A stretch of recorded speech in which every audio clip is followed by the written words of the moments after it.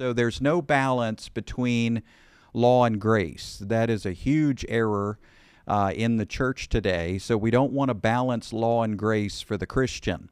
Galatians tells us that the law is our tutor to lead us to Christ. But after we've come to faith in Christ, it says we're no longer under a tutor. So if you'd like a reference on that, it's a beautiful passage in Galatians 3, verses 24 to 25. The law was our tutor to bring us to Christ. But now that faith has come, we're not under a tutor. So the last thing we want to do is teach a mixture of law and grace for the Christian. We don't want to teach a balance because that's dangerous. As soon as you start trying to balance law and grace, you start balancing failure and victory. Because under the law, sin thrives. Under grace, sin is dead.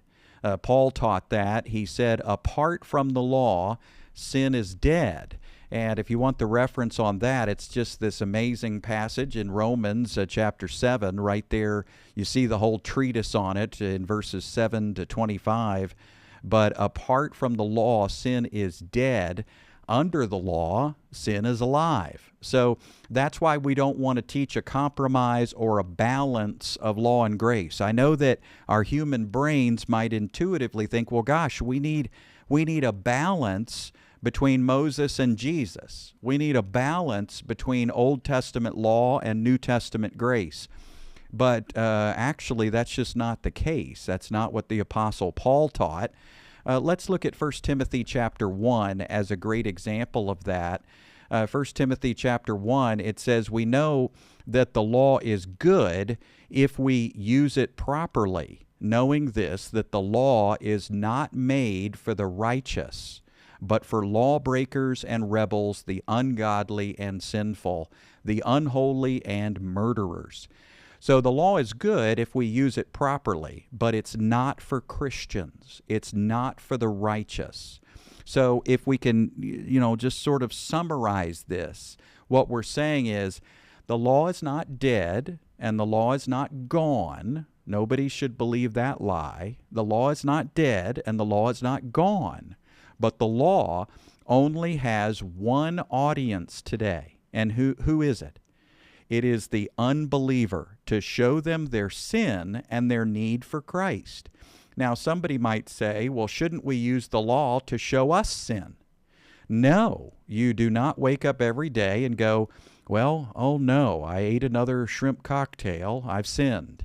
I ate another pork sloppy joe, I've sinned. Oh no, I sent an email Friday night, one of the 10 commandments, I've sinned. Oh no, I mowed my lawn on Saturday, I've sinned. So it's a slippery slope when we start rummaging through 613 laws to try to define sin as Christians today. So that's why we don't want to do that. We never want to teach a balance of law and grace for the Christian.